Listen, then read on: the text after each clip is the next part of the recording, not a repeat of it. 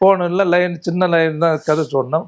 போட்ட உடனே ஒரு 8 டியூனு 8 டியூனும் போட்டார். 8 டியூனில் நான் சொன்னேன், சார் எனக்கு 8 நம்பர் ராசி இல்லை, 7 டியூன் மட்டும் செலக்ட் பண்ணிக்கலான்னு. ஓகேன்ட்டார். அவ்வளோதான் முடிஞ்சு போச்சு. வந்த வேலையே எவ்வளோ ஒரு அரை மணி நேரம் கூட இருக்காது. டோட்டல் எல்லாத்தையும் முடிச்சிட்டாரு. எல்லாம் வந்துட்டு அதுக்கப்புறம் மற்ற இதெல்லாம் அந்த சாங்ஸ் எல்லாம் பண்ணார். அப்புறம் ஈவினிங் வெளியில் லானில் சுற்றிக்கிட்டு ஜாலியாக பேசிக்கிட்டு அப்படி போய் அந்த படத்தினுடைய சாங்ஸ் எவ்வளோ ஹிட் ஆனது எதுக்கு சொல்ல வரேன்னா, மெனக்கட்ட ஒரு இல்லை, ஏதோ அவருக்கு தோணுது அது போடுறாரு. அந்த 7 டூனும் நான் செலக்ட் பண்ணேன், சக்ஸஸ் ஆகிடுச்சு. அந்த சாங்குக்கு தகுந்த மாதிரி படமும் அமைஞ்சுது.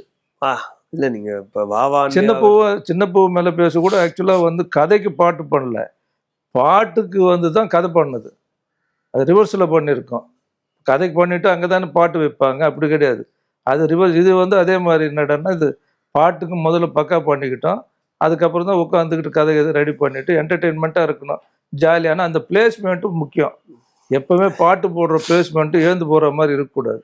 அதுக்கு தகுந்த மாதிரி பேக்ரவுண்டு, காஸ்டியூம்ஸு, அந்த லொக்கேஷன், ஒரு ஒரு பேட்டர்ன், ஒரு ஜானரில் இருந்தால் தான் அது ரசிப்பாங்க. அதே மாதிரி அந்த புது படமாக இருந்தாலும் புதுமுகமாக இருந்தாலும் ஒரு சாங்குக்கும் யாரும் ஏந்து போகல, அதுவே சக்ஸஸ்.